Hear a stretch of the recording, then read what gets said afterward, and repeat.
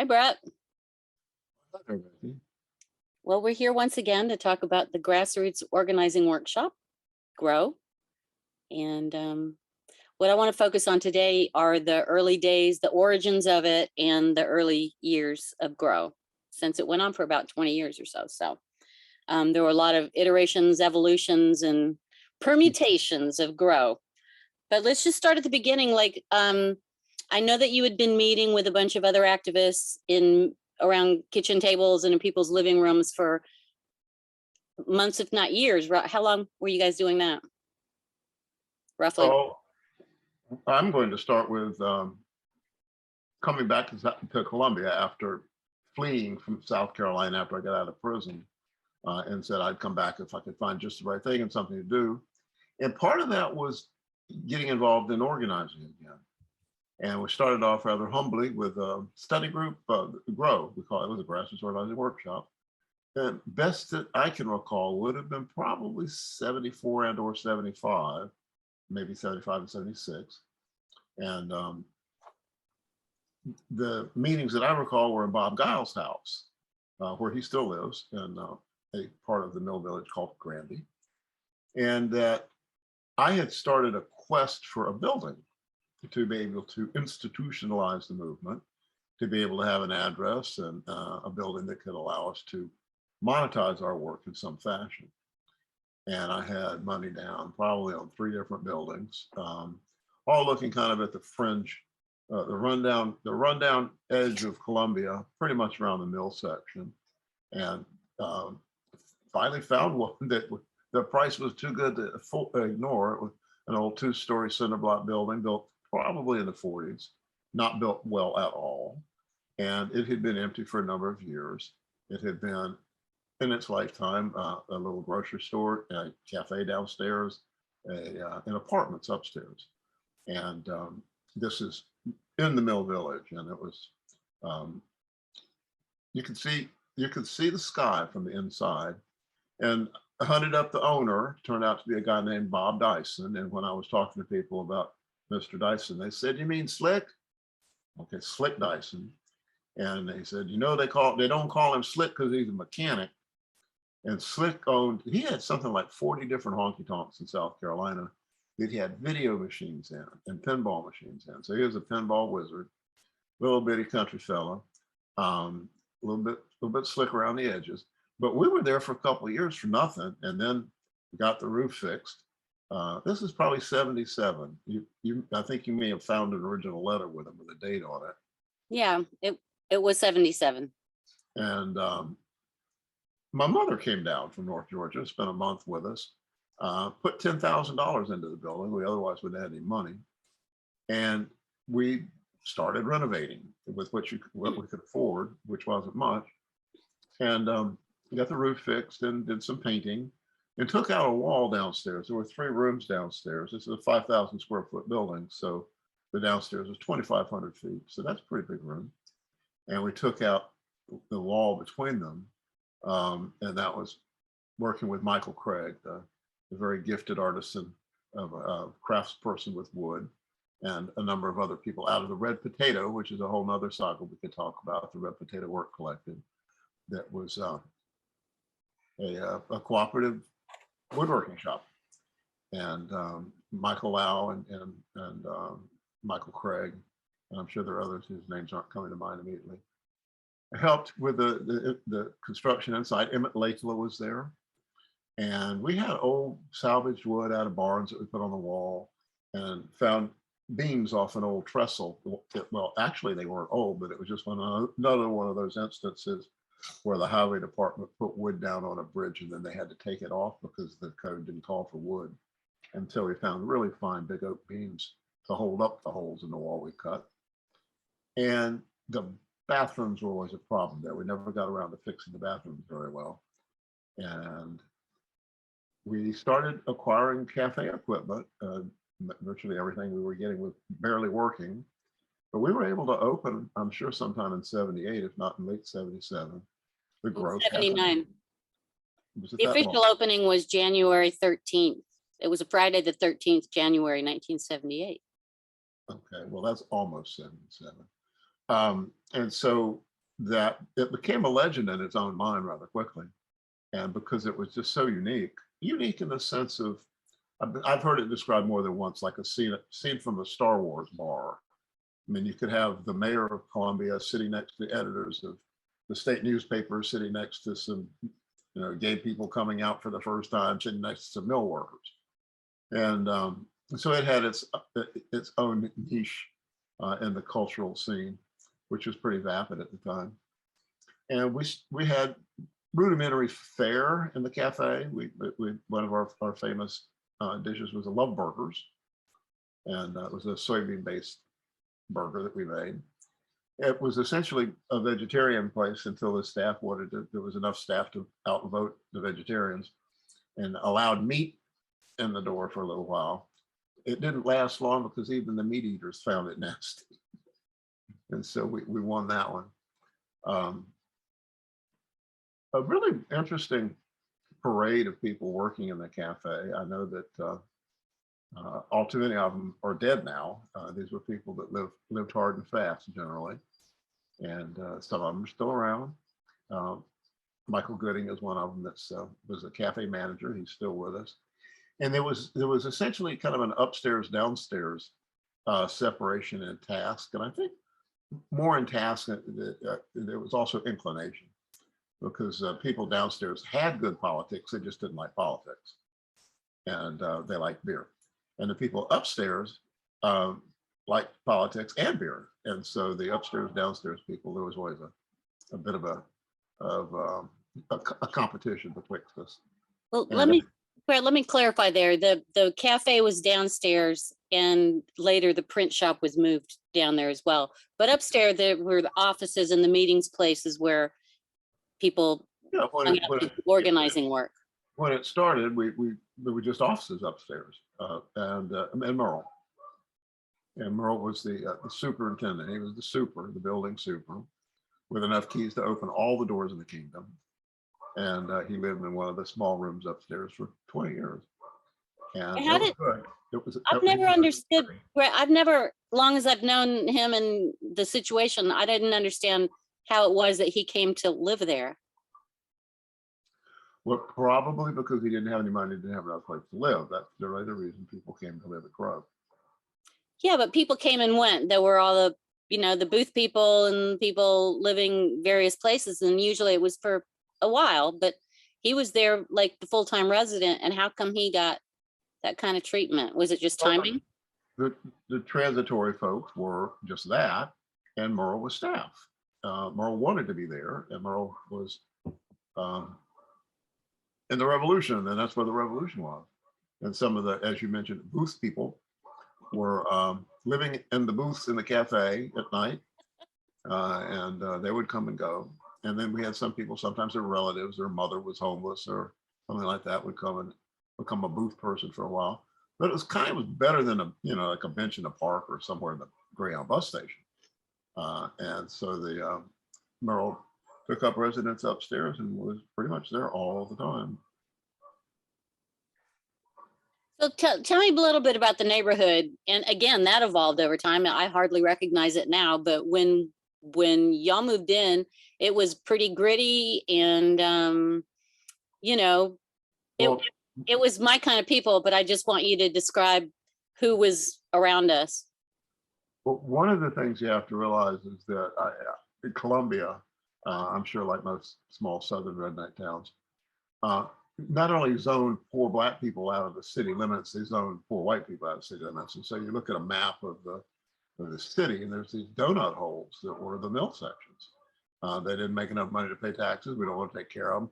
And maybe when some of that zoning was done, the mill took care of them, because there was really some kind of feudalism bordering on the edge of socialism, where the mill, you went to the mill school, you went to the mill doctor, you lived in the mill house, and you got the mill money, and you spent it at the mill store. And so the mill had some incentive in at least keeping you alive. And so that was where we moved in. And we were at a time when there were people that could have been working in the mill for 30, 40 years, were still working in the mill and just quitting. The immediate neighbor, Hazel and Monk, Monk worked in the mill 50 years. And when Monk retired, he got a paycheck, retirement check for $50 a month. He got a watch too. That wasn't a gold Rolex. But that kind of gave you an indication of the level of economic existence that folks were living there. On the other side of the building were people that they missed the bottom rung. They didn't even make the mill life. Ronald was a learning disabled young man whose father ran a junk shop, and one-armed Carl lived in a funky little trailer in the junkyard. And that's the funky little trailer I bought for you, my love. Good deal, $400, and put it in the woods where you lived a solitary lifestyle with the bears. And behind us, down the street on Dreyfus Street, where Dreyfus ran into Assembly, was the baseball park. And so we could hear the ballpark doing things at night. And this is on Old Bluff Road, which was peculiar because nobody knew there was an Old Bluff Road. And when you get out to the football stadium, there's Bluff Road. And one of the things that caused us trouble all along, certainly after we started the Natural Guard in 1978, was the Natural Guard's address was 18 Bluff Road. The National Guard's address was 1800 Bluff Road. And so we were always getting calls wanting to know where they should report for duty. We would tell them where to report to. But the problem with being on Bluff Road was the football traffic. It was one of the realities. Train traffic and football traffic was one of the things that one had to deal with living in that part of the town. Our little corner was fairly stuck away, and it didn't have a downtown sense to it by any stretch. And so after we got the cafe running, I know that it was 81 when we got Harbinger Publications as a print shop started as another way to bring in money. And I certainly do recall reading that all great revolutionaries wanted to be printers or were printers. And so it was necessary that we have a print shop. And I have been a big fan and somebody that studied the industrial workers of the world. David Bruck gave me a book that was like 600 pages long, the IWW anthology, the history of the industrial workers of the world, when I was in jail. And I read it all. And it had a real resonance with me because the early Wobblies they wore flannel shirts and had long hair and lived in the woods and sang songs and hated corporations. And it was like, whoa, that's me. And so the IWW was a socialist labor union. And so we allied ourselves with the industrial workers of the world and got our union bug and started a print shop in 1981. That still, in some kind of modest aspect of it, continues to do printing, however many years later we are now with that. But you had printing experience when you got there, right? Didn't you print in Georgia or something? I did. I had a summer job one time. It must have been right out of high school. So who was the first printer that you hired? Were you doing all the printing, or did you hire a printer first right off? Well, I'm getting ready to tell you my first printing experience was in Atlanta at it was a sweatshop. It was probably 67 maybe. And they printed wedding invitations, and everybody's seen the little wedding invitations with the little raised letters on them. And it was a shop with about 15 of these printing presses lined up that all had ovens on them, because the way you make the raised letters is by sprinkling silicone on the thing when it comes out into the ink, and then it goes to the oven and it raises the letters. And so I worked there for a summer. It was absolutely miserable. And so I did have a little bit of printing experience, and started out with multi-liths, which are the American version of the Ford or the Chevy. And that I'm trying to think who the first people that came in to help were, but I was the printer for sure when we started. And we had a number of people, some stayed much longer than others, that came in and worked.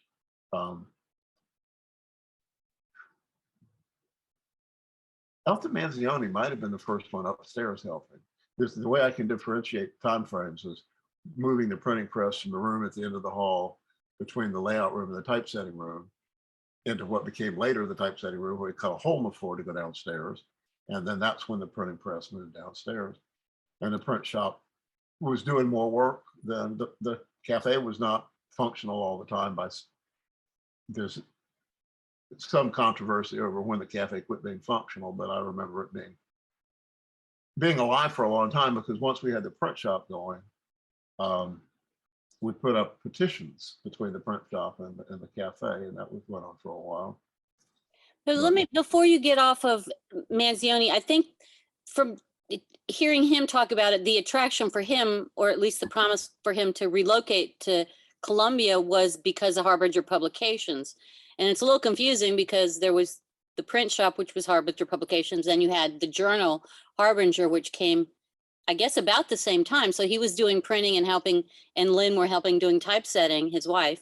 But I think for him, the draw was to do journalism. He really wanted to do serious investigative journalism, which is what Harbinger Publications started out to be. So I think the print shop, just to be clear, that's its own entity. And then the journal went on for several years as well, which was its own thing. So can you talk a little about? Yeah, I mean, being able to print for yourself is a bit of an indulgence if you don't have any money or time or skills. But we certainly did, and that was one of the intentions all along of getting a printing press, to be able to print for ourselves that don't pay the bill. And so we were doing commercial printing just about singularly for nonprofits. This was before Al Gore discovered the internet, and everybody had a newsletter. And we printed from the League of Women Voters and Sierra Club, we had Libertarians. We printed everybody's newsletters, and that didn't run out until the 90s. No, when did we get our first internet? 93, 94. And so, yeah, we started losing, obviously, print business as the internet became more prevalent and people were doing their stuff online. Let me just say also, though, that there was a real symbiotic relationship between the nonprofits that were coming through the door, literally, physically. It's like we used to actually see human beings. They'd come to our office and they would, you would establish like relationships with people. And these were the people that were doing things. So it was this, you were getting information out through the newsletter and Grow Notes and other vehicles, having meetings about things. And the people that were making things happen were also coming through there because they were getting their print work done there. So it was just a really beautiful setup. And I don't know if that was intentional that way, but it certainly turned out to be that way, that you guys were good for each other beyond just the print world. It was certainly intentional. I mean, the symbiotic relationship that was synergistic was something that I realized that without having a place that people could come, that you're really going to be hard pressed to do that. And that that sense of, use the term, the beloved community, it helps foster a sense of belonging and with shared values. And that, I mean, there was a sign we had: this is not a bar, it's a lesson, in the cafe. There were weekly meetings there, weekly grow meetings. That's at a time when things didn't seem quite so catastrophic in the sense of politics, but it also seemed at a time when there was more rational thought put into positions. I mean, it seemed that we could have more relationships with people that we would consider liberal, and we're radicals, but we had a lot of the same interest. And now the dichotomies between the liberal and the progressive are greater than it was then. And that there's no compromise, there's no nuance, there's no concession, there's no working with people that aren't just like you, it seems. But we did have a good time. And being able to have people that were, I mean, I remember some of the people like, whose names I can't remember now, that were libertarians, that have gone on to be really right-wing assholes, coming and hanging out and sharing those pieces that we shared. And so it was more of a melting pot than we see now happening. Well, I wish you would also talk about, the thing that has really struck me, and I know I've told you before, is just how capable people were. And meaning youngsters, y'all were very young, and still had some pretty serious skills. And you were putting the roof on the thing. You were like making things, you were building things, you were it's running small businesses, and none of you had a lick of business sense, which was, its own challenge, but it also, I think, is what made it work, because it was a true collective. Nobody was getting paid more than anybody else, and everybody was trying to do their best. Wendy mentioned this, and she said, it was like there was a lot at stake, and you really knew that you were either making or breaking a pay, that pay cycle. So if you had to do a print job over, that was on you, and everybody suffered for it. So it was like a real working collective, and to me, it's really impressive, because especially if you add to this, and I'd like you to talk a little bit about the equipment that we always had was hand-me-downs and cast-offs and please make do. So you were always starting with fixing the equipment before you could start doing a job. And so, I mean, it was really amazing, and it required skills that were physical. It was like desktop publishing. You can take a course in a couple months and you can put out something. But what y'all were doing and what we were doing back then really required some like specific mechanical skills and artistic skills, and actually waxing and laying out and cutting. And it was so, what I loved about it was so tactile and so real and so hands-on and handmade. It was beautiful. We started at a time when if you wanted to print one sheet of paper, you had to take a picture of it with a giant camera. I mean, I'm talking about a big camera, and you put the stuff on there and you take a picture, and you get the negative, and you develop the negative, and you take the negative, and then you burn an image onto a piece of metal plate, and you put that on the printing press. And so it was not quick printing. Quick printing came along maybe 10 years after we've been running. And now everything is digital. Now people do newsletters with pictures in them, and they don't even know what a halftone is. They don't know what a pixel is. They don't know what a pica is. And we learned all of those nuances that will go into printing, but it makes me smile when I think of the way that the old guys looked at me, pretty much in the same way that we're using hot lead when we got a computerized typesetting machine.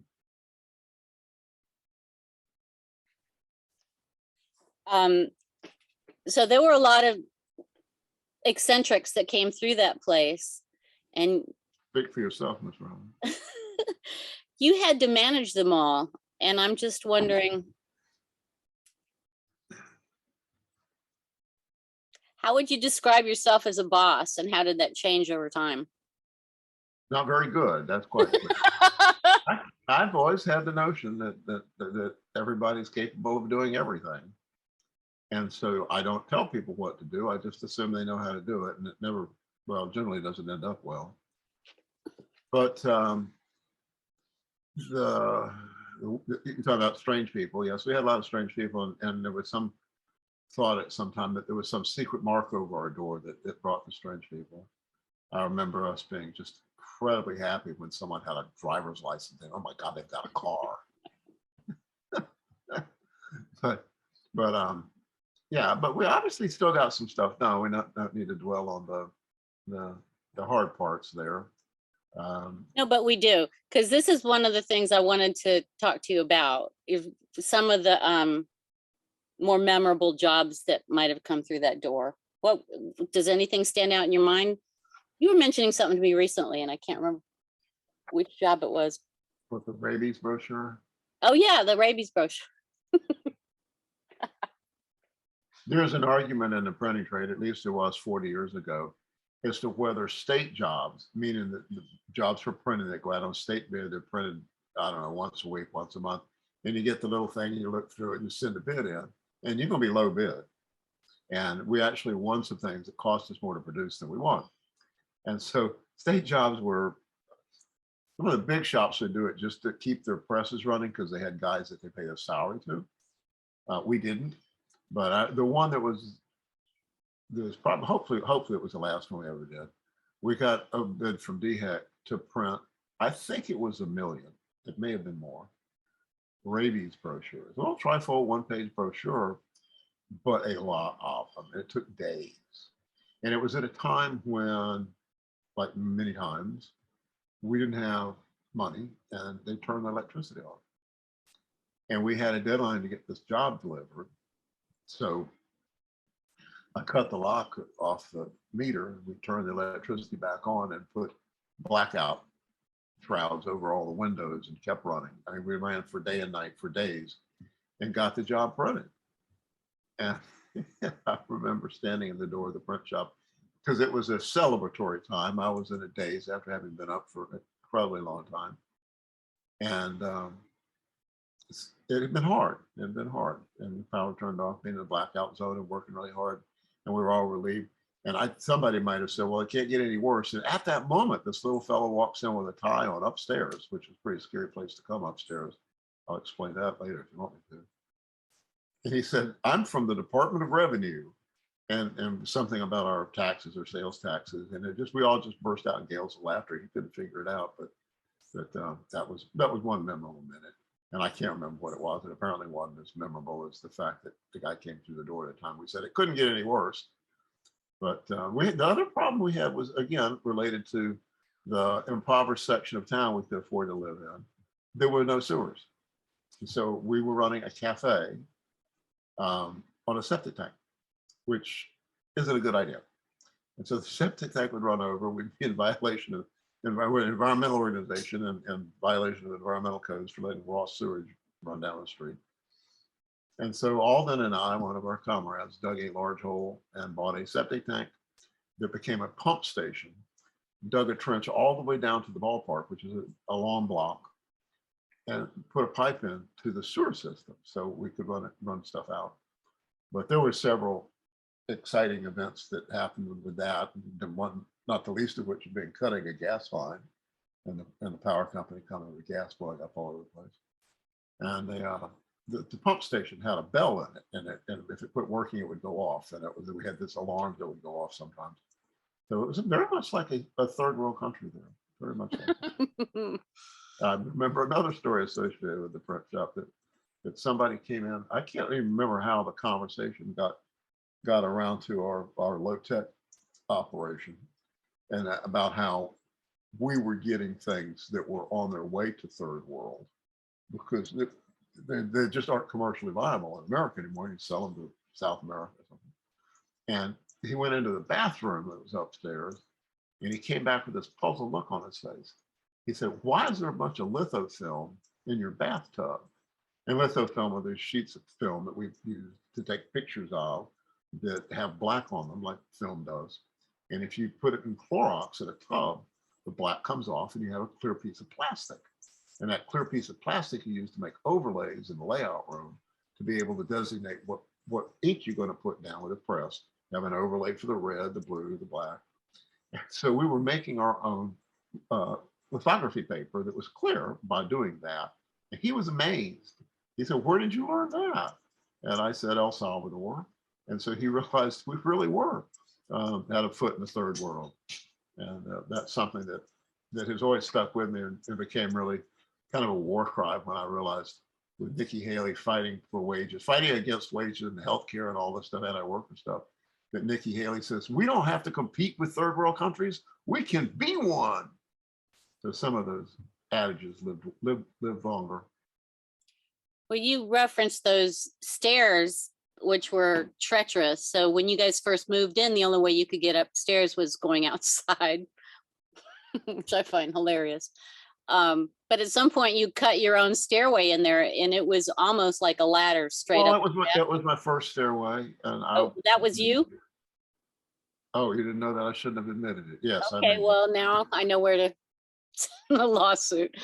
Anyway, it's amazing that nobody really got majorly hurt there, but there were a couple people that I used to worry about coming up those stairs, and one of them was Horde Stubblefield, our cartoonist, who used to show up in his tie and suits with that month's cartoons. And I was sure we were going to kill that man. But you said that Majeska, who also used to stop by the Grow building, never went up the stairs. Is that true? Never went upstairs. Majeska was in the house. You had to go down to see her. But it's funny, for the people that I've been talking to about this, I'm asking them, what did they meet her, and what do they remember about her, and how well did they know her? And they all remember her being there. And they just say that, I didn't really know her. and they remember her talking to you. And I'm just wondering whether whether they were intimidated by her, whether it was just like she was just in and out, or how, what was it? How was she received by other folks there? I think it's several things. I think that she was real businesslike. It wasn't that chatty. And I think that people were real deferential to her because she was like a living legend. Even And then? oh, even then, I mean, even I met her when she was my age when I met her. She died at 92. If I knew her for 20 years, I met her when she's 72, which makes me tired to think of. But yeah, I think that had a lot to do with it. That people were deferential to her and a bit intimidated. Yeah. And I'm not. One of the things I put a footnote in this every time I get a chance to is that the question about me clinging to Modjeska is backwards. That I came to Modjeska with having developed the same ideological approach to reality that she had. And so we were ideological kin. We weren't blood kin, but I was much closer to her politically, ideologically, sociologically than her family. I've never met anybody in her family that agreed with her other than her nephew, Richard, who was very, very quiet and supportive of her. But her brother and certainly some of her nieces were critical. Were critical of her. She made people uncomfortable, and that's part of her job. One of the sayings of the industrial workers of the world is it's our job to raw the source of rebellion and fan the flames of discontent. And Modjeska was a master of that. I'm really sorry that I never got to meet her, but I think you probably know her as well as anybody that didn't meet her. In your book and all your listening, I want to put a plug for Becci Robbins about listening to hours of oral histories. You would hear, if you heard her voice, you would recognize it in a minute. well, all praise to Jacqueline Hall, who had the great sense to capture her oral history, which has kind of given me the inspiration to do this stuff, which not at all at her level, but I do understand the importance of capturing people's stories while you can. And this is, I think, important material. It was like a really cool chapter in Columbia's not so cool history. So, it's kind of it's an honor to do this work. But getting back to some, go ahead. Wait. Let's go back to the Columbia's not so cool history. We were the left bank. I mean, we were the element that had been missing, was still missing, and having that type of atmosphere and perspective, and it was real clear to us then that eclectic crowd that would gather there was there because it was unique and innovating. Another point I want to say before we move on is that when we started the print shop, I was already, by virtue of having been involved with SDS and Southern Student Organizing Committee and all that anti-war stuff, I was already aware of a national printers cooperative of co-op print shops, like Inkworks in Berkeley, very famous, another one in Cincinnati. And over the years of running the print shop, I had occasion to go to these national meetings of revolutionary print shops around the country. And so it wasn't just a job, it was a way of life in some respects. And so we didn't start the motor cold. I guess that's what I'm saying. I think the other thing to consider is I think one of the reasons Grow was so special and then in people's memories now is for that very reason, that it was unique in Columbia. I mean, if you'd been in, LA or Berkeley, or if you'd been anywhere else, it wouldn't have stood out because there would have been other places like it. But because it was its own, it was like a parallel universe for 20 years in Columbia, and really did attract some of the most Interesting. Not just weird, but I mean, not there was that element, and it's fun to talk about the really extreme personalities that came through there. But there was also just an extreme amount of talent. The artists that came through there were some writers that came through there, poets that came through there, just people that made things came through there. So they had some artisan chops. But in terms of just cultural stuff, I wanted you to talk before it gets any later. Talk about Moss Man, because again, I think I might have met him once, but I didn't really appreciate his history. And Wendy has shown, talked to me about it, and you have a little bit, but let's get his story on the record. And he's still alive, right? Wesley White. Wesley was a fixture, kind of like a phantom illusory fixture moving through the streets of Columbia, barefooted, long hair. He looked like a biblical prophet, and he wore breastplates with these bars on them with moss hanging off of them. He was known as Moss Man. Often when he spoke, it made no sense. Moss Man ended up at Grove. Moss Man was a scholar of Native Americans. Moss Man was hard to take seriously until I started getting phone calls from the Smithsonian Institute wanted to talk to Mr. White about the papers he submitted. And he's in the decades since then, I'm fully aware that he is considered one of the leading scholars of at least Southern Native Americans, and has probably 15 years ago, maybe longer now, been adopted by the Cherokees, given a Cherokee name, married a Cherokee wife, and has been living on a reservation in North Carolina. But Moss Man was a peculiar lad, and he did things very thoroughly, very quietly. I found him one time typing, leaning on his head with one hand, typing with one finger, slowly. I said, Moss, you could do that a lot quicker if you used two hands. And he looked at me and said, I only do it once. So his first edition was perfect. And then later, I don't remember where he was, but he would come and go, just disappear. Buses. Never had a car, never had a driver's license. He would go ride buses places.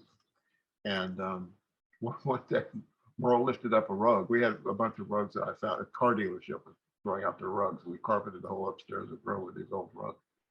But underneath them was where Moss Man had been keeping his papers. We found all Moss Man's papers nicely flat and all stored underneath the rugs. And I could tell some stories about Moss Man that I best take to my grave about. You're not going to tell the story about getting arrested with him? We can edit it out if we need to. Now, let me just say that Moss Man had a penchant for taking pills that would keep him awake for extended periods of time. And he'd been arrested at one of the Barnwell activities. Well, we had several, lots of people arrested. But So many people. Wait, anti-nuclear. Anti-nuclear protest organized by Grove. And we had so many people arrested at one of them, hundreds, that they let us pick the weekend we wanted to book in jail. It was kind of like, a hotel stay. And we were in Barnwell. And I don't know, it wasn't prearranged. I get there and my cellmates are Wesley White and Ray Permenter. Ray was cafe staff. Ray was one of the first kind of screamingly out people in Columbia in the 70s, and had one, I can't remember the name of it, but he had a gay organization that came out of Grove. But that was me and Wesley and Ray Permenter in a jail cell in Barnwell for 2 nights. And before going in, Moss Man had these dates that he had his medicine in, and he said, better eat these now. Okay, Moss Man, we ate at dates and stayed awake for 48 hours with Moss Man telling stories about visitations. And I'm not quite sure that it weren't true, is what's really hard to explain about his kind of extraterrestrial activities. So I fully believe it. You had to be there. No, that's funny because extraterrestrials show up a lot in these stories, and I don't understand why.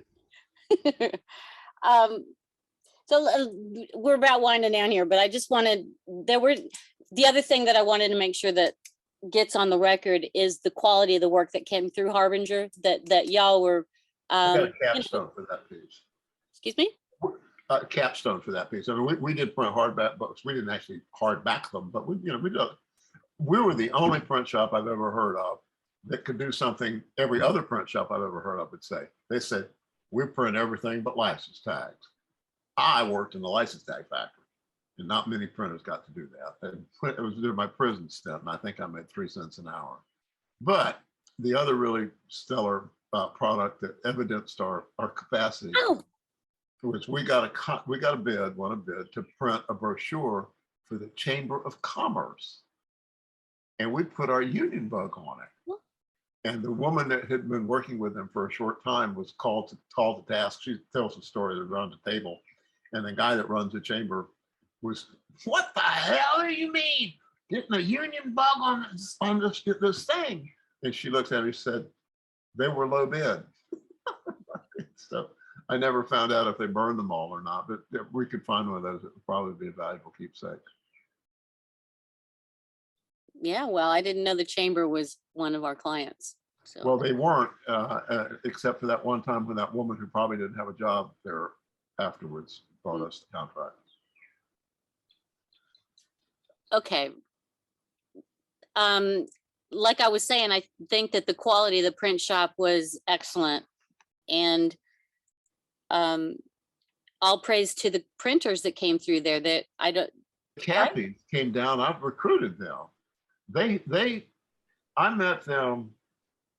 I don't know how I met them. Or they were in New York. They had a print shop in New York City.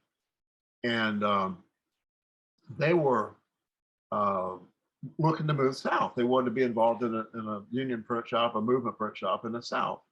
And like I told you, that cooperative print world was a small convivial world. And I think they went around and traveled, and they decided to move to Columbia. And it was quite an effort. I remember renting a truck and driving to Manhattan. The most memorable part of that was driving this big truck and getting into Manhattan late at night and starting to go through the Holland Tunnel. And if you've ever driven a 14-foot truck through the 13-foot Holland Tunnel, there's a horn that comes on and lights around the circle of the tunnel that says, "Too high, this means you." And the horn is literally loud enough to like blow your hair and push you back in your seat.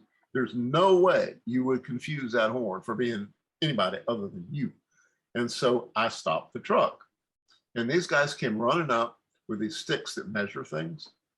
And then they start laughing, and they're pointing at the truck, calling their buddies over. And I had no idea what they were laughing at. And I look out at the truck, and it says Dixie Truck Rentals. And they figured I was too stupid to drive through their tunnel. But they measured it, and they said, "We think you're okay, just drive slow." What do you do at that point? You can't back up. There's cars behind you. You're holding the damn parade up to go to Manhattan. And so we drove slow through the Holland Tunnel, loaded up Gary Cappy's stuff, and brought it back to South Carolina. And it didn't work out. It didn't work out.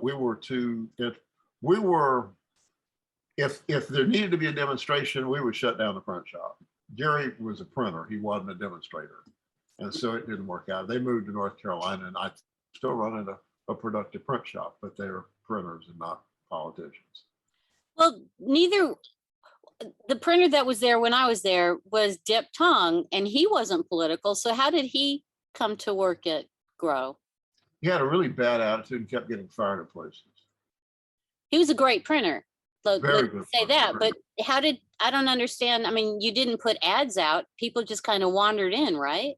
Remember that magic X on our door? He found the X on our door. He knew.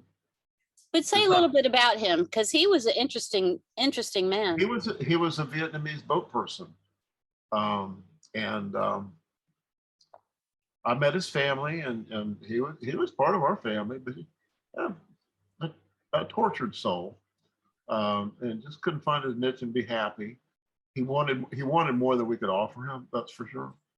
And we couldn't pay him as much as he needed and wanted, and he had other problems in his life that prevented him from being productive. But he was a good printer. Was there for a number of years, And I can't remember when he left or under what conditions, or whether it was after we lost the building. No, it was before we lost the building because Cheryl came after him.